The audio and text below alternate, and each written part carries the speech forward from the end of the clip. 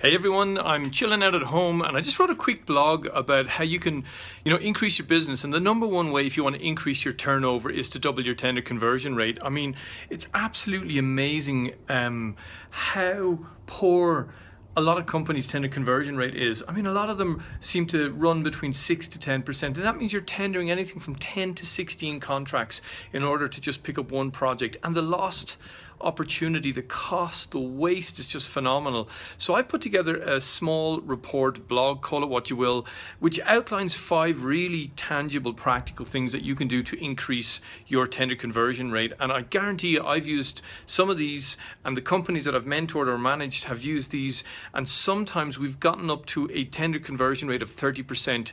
That's almost 1 in 3 of every single contract that we target, we win, which is, again, just such a quick way of increasing your turnover. So number 1 is focus.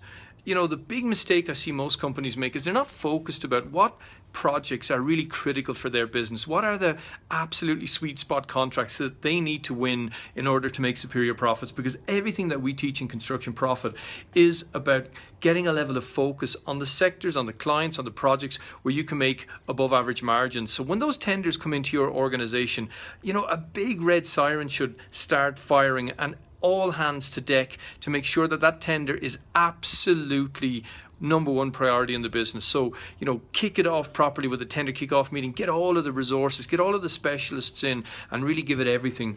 The second thing that I see, and which is really low-hanging fruit, is to put in an alternative bid. Most procurement processes, as long as you provide a compliant bid, they will allow you put in an alternative bid. And again, I see such little effort being made by a lot of contracting entities to use their expertise, their own experience, their contacts to put in an alternative bid, which puts you straight away ahead of the competition and inevitably allows you increase your bottom line margin.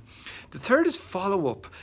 So often I see, the tender department is like this production line. It's churning out bid after bid after bid, but it's rarely stopping to kind of chase up the project and see where have we actually stood on this. Like, how can we really try and get this across the line in terms of negotiation? So there's a couple of other tactics in the blog. I want you to just spend 10 minutes reading it, because just implementing one of these and improving, if you're running at a 6% tender conversion rate to a 10 or a 10 to a 14, that's a game changer in your business. So I hope you enjoyed. Look forward to catching up with you next week again.